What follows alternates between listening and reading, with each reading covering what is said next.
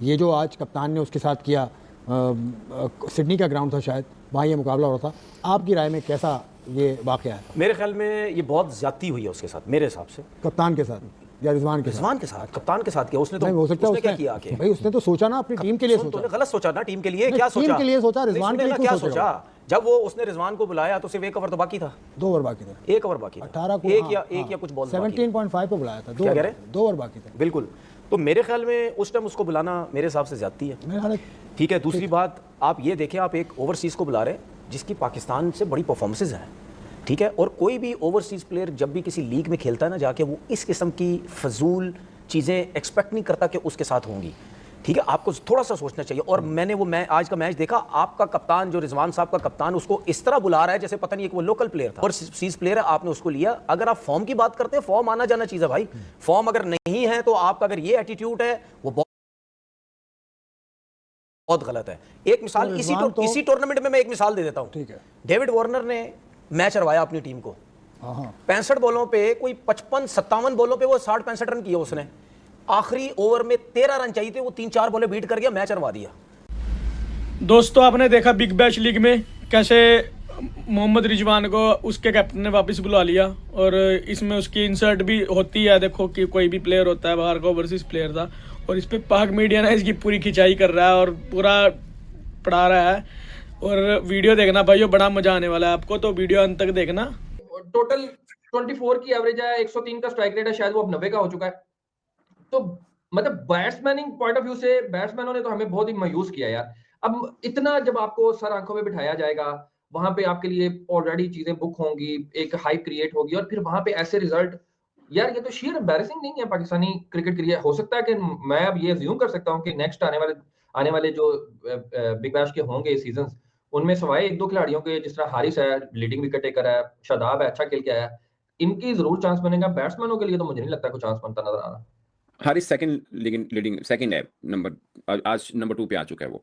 असल में ना शुएब भाई, पाकिस्तानी बल्लेबाज ऑस्ट्रेलियन कंडीशन में कैसा खेल सकते हैं वो हमारे सोच में था, बट ये कुछ ज्यादा उस लेवल से नीचे खेले हैं बाबर रिजवान दोनों, और दोनों पाकिस्तान के बड़े बल्लेबाज हैं। इसमें 2 बातें हैं।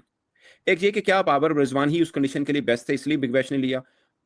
मुझे लगता है कि साइम अच्छा नहीं खेल रहे टी20, बट शायद ऑस्ट्रेलियन कंडीशन में थोड़ा बेहतर खेलें। साबदा फरहान, ये वो 2 प्लेयर थे जो बेहतर खेल सकते थे ऑस्ट्रेलियन कंडीशन में। उनको मतलब मैं ये नहीं कह रहा साढ़े आजमा का तो खाओ देखो, मैं ये नहीं कह रहा, बट वैसे मुझे लगता है कि कंडीशन वाइज मैटर कर रहा होता है। अगर एशियन कंडीशन में बाबर रिजवान बेहतर खेलते, वहां पे यहाँ पे आके खैर गोरे भी चंगा खेल दे, प्रॉब्लम ये है कि वो they are better than us.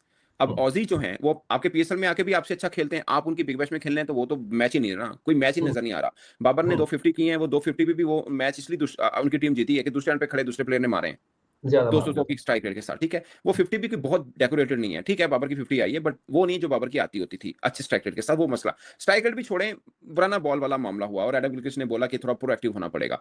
अब रिजवान का देख लें, रिजवान बाबर दोनों सेम है। रिजवान का 101 का स्ट्राइक रेट है, इनका 104 का। रिजवान की 20 की एवरेज है, इनकी 25 की, क्योंकि एक मैच में नॉट आउट है बाबर आजम।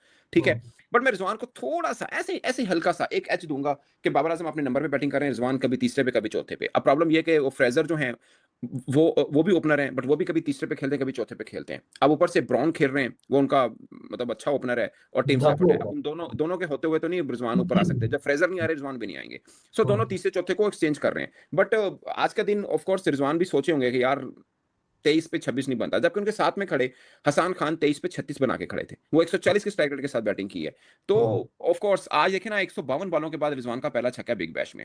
प्लेयर मैं मेंटली तौर पे मैं समझता हूँ टी20 फॉर्मेट में, शायद वो टी20 फॉर्मेट में सिर्फ बाबर के हवाले से मैं बात कर रहा हूँ, मैं थोड़ा सा रिजवान को एज देता होता हूँ। बट आज बहुत ही वो फीका खेले हैं, पहले भी फीका ही खेले बिग बैश में, कोई एक बड़ी तूफानी इनिंग नहीं खेली है।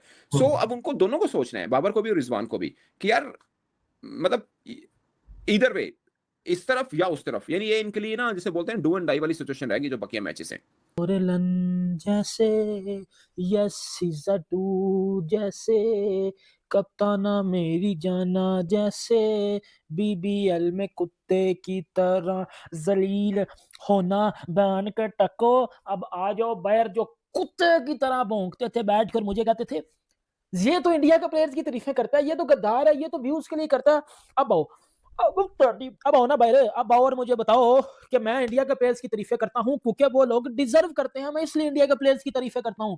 ये जो आपके प्लेयर्स हैं, ये जो टूइयां आपकी इकट्ठी की हुई हैं, ये जो बीबीएल में कल मोहम्मद रिजवान को रिटायर्ड करवा दिया गया, ये जो घटिया क्रिकेट खेल रहा था ये रिजू डांसर, पाकिस्तान के ग्लोबल स्टार्स है जी ये।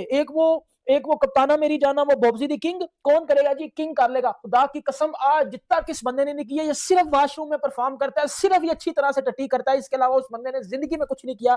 अच्छे तरीके से वो बंदा सिर्फ टट्टी करता है, उसके अलावा उसने जिंदगी में कभी कुछ नहीं किया। और एक साइड पे ये दूसरा, ये रिजवान एक्टर मौलवी, इसने जिंदगी में सिर्फ एक ही चीज की है, वो है एक्टिंग। इसको जो कल बीबीएल में जो किया गया इसके साथ, खुदा की कसम पाकिस्तान की इज्जत मिट्टी में मिला दिया के टक्कू ने पाकिस्तान की इज्जत को मिट्टी में मिला दिया है। और मुझे कहते हैं लोग आके बकवास करते हैं, देखो जी ये तो इंडिया के प्लेयर्स की तारीफें करता है, देखो जी ये तो व्यूज के लिए काम करता है। भाई वो क्रिकेटर्स ही ऐसे हैं कि उनकी तारीफ करनी बनती है, क्योंकि वो क्रिकेट ही है। रिजवान, तो ये आपको कैसा लगा? ये है वो मंजर, देखें जो स्क्रीन पे आप देख रहे हैं। कप्तान गए, वो खुद भी कुछ कर नहीं सके कप्तान, बहरहाल रिजवान को बुला लिया। रिजवान का ये बिग बैश लीग बड़ा हौसला अफजा नहीं है, कोई 150 रन इन्होंने किए हैं 8 मैचेस में। तो रिजवान का पहले तो इस वाक़े के ऊपर आपका वसीम आपकी राय। देखिए कोई मतलब अनहोनी चीज़ नहीं है, कोई दुनिया में पहली दफ़ा ये चीज़ नहीं हुई है। अब तो ये लीग क्रिकेट में तो होता आ रहा है। अभी हम जो बात कर रहे थे सिचुएशंस की, कि उस टाइम पे आपका बेस्ट प्लेयर अंदर कौन सा मौजूद है। जब से ये ऑप्शन आया टीमों ने ये भी वो करना शुरू कर दिया कि अगर कोई बैट्समैन स्ट्रगल कर रहा है या जो भी रिक्वायरमेंट आगे की है, चाहे वो 2 ओवर रहते हैं 4 ओवर रहते हैं, जो भी रिक्वायर्ड रन रेट है या आपके जेन में है जितने से हमें यहाँ से खेलना चाहिए, तो आपको सूटेबल प्लेयर नहीं लग रहा तो आप उसको वो चेंज कर सकते हैं। इसमें मतलब मेरा नहीं ख्याल है कि इसमें ईगो या वो लाने की कोई ज़रूरत है। हाँ, उस पर यह है कि उस बैट्समैन के लिए लेसन है कि भाई मुझे अपनी चीज़ें कुछ इंप्रूव करना होंगी। अगर मैंने, क्योंकि पहले भी आई थिंक 1-2 पाकिस्तान के साथ शायद ये हो चुका है लीग क्रिकेट के अंदर भी, तो वो एबिलिटी आपको बढ़ानी होगी। अब वही हम बात देखें स्पेशलिटी की कर रहे हैं ना, बाबर और अगर रिजवान की बात करते हैं, इनका बेस्ट यूज़ क्या था? ओपनर थे, पहले 10-12 ओवर में इनका बेस्ट यूज़ था। उसके बाद अगर ये लंबा जाते थे तो टीम का नुकसान था उसमें। ठीक है, ये मेरे पास स्टैट्स भी पड़े हो गए जब मैं सिलेक्टर था उस टाइम के भी था कि सर्टेन नंबर ऑफ बॉल्स थे कि जब इनसे ज़्यादा ये खेलते थे तो टीम का मसला होता था, क्योंकि बाकियों के लिए कम बॉल्स बचती थी वहाँ पे। तो वही सिचुएशन जहाँ पे आ गई है कि अब एज अ फिनिशर आप रिजवान से, इवन बाबर भी सिचुएशन में हो या इवन मतलब कोई और भी इस तरह के प्लेयर्स हैं कि वो आखिरी 2 ओवर्स में आपको 35 रन करने हैं, 40 रन करने हैं, तो वो सूटेबल नहीं है। तो वो उन्होंने बुला के एक वो ठीक, उन्होंने अपना जो टीम की रिक्वायरमेंट उन्होंने वही किया। और यही चीज़ मैं आगे भी एक्सप्लेन करना चाह रहा हूँ कि शायद हेसन की यही सोच नज़र आ रही है कि जो गेम की डिमांड है उस हिसाब से प्लेयर आपने भेजना है। अब वो सही कर रहा है या गलत कर रहा है उस डिसीजंस के अंदर, वो एक क्वेश्चन मार्क है कि वर्ल्ड कप में हम क्या ऐसी अप्रोच से जाएंगे। जो भी तनवीर ने भी हाईलाइट किया है कि आप इतनी ज़्यादा अनसर्टेनिटीज़ के साथ नहीं जाते, ठीक है ना, कि ओपनर एक ऐसी T20 में ओपनर ही तो आपके ऐसे एक नंबर हैं 2, 1 और 2 वाले कि जो आपको पता होता है कि इन्होंने ओपन करनी है आपने, वो आप चेंज नहीं करते हैं। नंबर 3 भी चेंज हो सकता है, 4 भी हो सकता है, 5 वो आप सिचुएशनली कर सकते हैं। वो मैं एग्री करता हूँ उस चीज़ से, लेकिन ओपनर्स आपको पता होने चाहिए कि आपके बेस्ट ओपनर्स, उनकी फॉर्म कैसी चल रही है, जो कंडीशंस हैं वहाँ के लिहाज से हमारा बेस्ट कॉम्बिनेशन क्या है। तो इस चीज़ पे तो मैं एग्री हूँ कि जी टीम के अंदर अनसर्टेनिटीज़ बहुत हैं। इसी तरह डेथ बॉलिंग की भी बात, क्योंकि अभी हम क्यों डिस्कस कर रहे थे जी, कल वसीम को बॉलिंग करवा दी, वहाँ पे उसको फ़हीम को नहीं करवाई है। दैट मीन्स कि हमें इश्यूज़ हैं और आगे चल के इश्यूज़ मज़ीद आ सकते हैं, लेकिन हारिस के और उसके आने से उम्मीद है कि वो चीज़ें कवर हो जाएंगी। तनवीर, आप सोशल मीडिया की बड़ी बात भी करते हैं, सोशल मीडिया पे आप एक्टिव भी बहुत हैं। सोशल मीडिया पे किंग ये तंज मारा उन्होंने। अच्छा, नहीं तंज नहीं, मैं पहले खुद नहीं मानते हैं ना, खुद भी है बोल तंज मार देते हैं। तनवीर आपके लफ्ज़ हैं, आपने खुद बोला है ना, आप किंग हैं सोशल तो मीडिया। हम मानते हैं। तो सोशल मीडिया की बड़ी तादाद ये कह रही है कि रिजवान को अब समझ जाना चाहिए कि T20 उसका गेम नहीं है। दोस्तों आई होप सो आपको वीडियो बहुत अच्छी लगेगी और पसंद आई होगी। और अगर आपको वीडियो अच्छी लगी है तो लाइक और सब्सक्राइब जरूर करना, ताकि और अच्छी वीडियो आपके लिए लेके आए बनाते रहे। ठीक है दोस्तों, थैंक यू।